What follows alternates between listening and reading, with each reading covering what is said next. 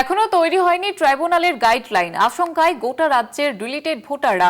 6 April মনোনয়ন জমা দেওয়ার শেষ দিন, এর মধ্যে নিষ্পত্তি না হলে ভোট দেওয়া নিয়ে ইতিমধ্যে প্রশ্ন উঠতে শুরু করেছে, কারণ এখনো পর্যন্ত কোনো গাইডলাইন হয়নি এমনটাই জানা যাচ্ছে। এবং সেক্ষেত্রে যাদের নাম ডিলিটেড তারা কি ভোট দিতে পারবে এই নিয়ে আশঙ্কায় রয়েছেন তারা।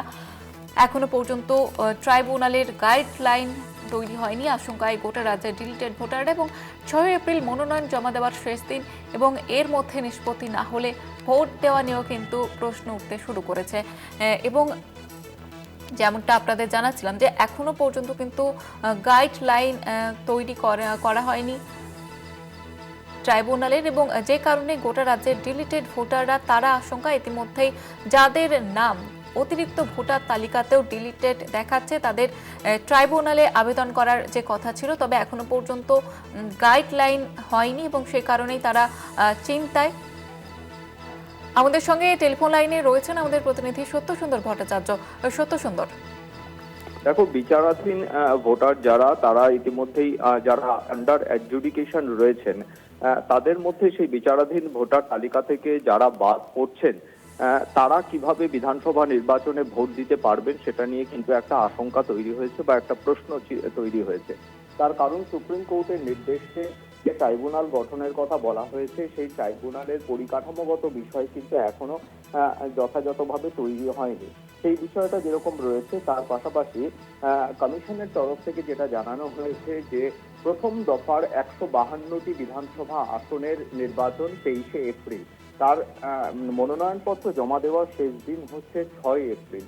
সেক্ষেত্রে যদি 6 তারিখের মধ্যে 6 এপ্রিলের মধ্যে যত সংখ্যক ভোটার এই বিচারাধীন ভোটার যারা তালিকা থেকে বাদ দিয়েছেন তাদের ট্রাইব্যুনালের মাধ্যমে নিষ্পত্তি হবে, শুধুমাত্র তারাই কিন্তু এবারে বিধানসভা নির্বাচনে ভোট দিতে পারবে।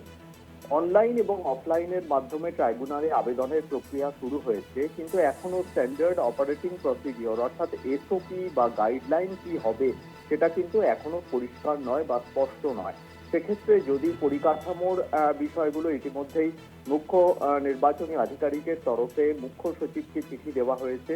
ইতিমধ্যেই শ্যামাপ্রসাদ ইনস্টিটিউট অফ যে সেখানে যে তৈরি হয়েছে এই ট্রাইব্যুনালে, Syamaprasad Mukherjee institute of water and sanitation, সেইখানে ট্রাইব্যুনালের অফিসের জন্য প্রয়োজনীয় পরিকাঠামোর কাজ শুরু হয়েছে।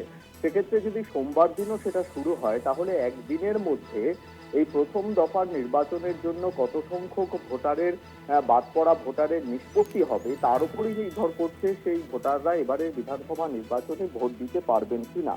তার কারণ যেহেতু নির্দিষ্ট সময়ের মধ্যে এই কাজ শেষ করতে হবে বলে কমিশনের তরফে জানানো হয়েছে, অর্থাৎ মনোনয়নপত্র জমা দেওয়ার শেষ দিন প্রথম দফার ক্ষেত্রে 6 তারিখ এবং দ্বিতীয় দফার ক্ষেত্রে 9 এপ্রিলের মধ্যে যাদের যাদের নিষ্পত্তি হবে তারাই কিন্তু এই বিধানসভা নির্বাচনে ভোট দিতে পারবেন। অন্যথায় তারা এই বিচারাধীন ভোটাররা যারা বাদ পড়ছেন আন্ডার অ্যাডজুডিকেশনে, তারা কিন্তু ট্রাইব্যুনালের মাধ্যমে নিষ্পত্তি না হলে তাদের কিন্তু অন্য কোনো উপায়ে কিন্তু আবেদনের আর সুযোগ থাকছে না। সেক্ষেত্রে রাজ্যের একটা বিরাট সংখ্যক ভোটার এবারের বিধানসভা নির্বাচনে তারা ভোট দিতে পারবেন কিনা সেটা নিয়ে কিন্তু একটা যথেষ্ট প্রশ্ন রয়েছে। ধন্যবাদ জানাবো সত্য সুন্দর।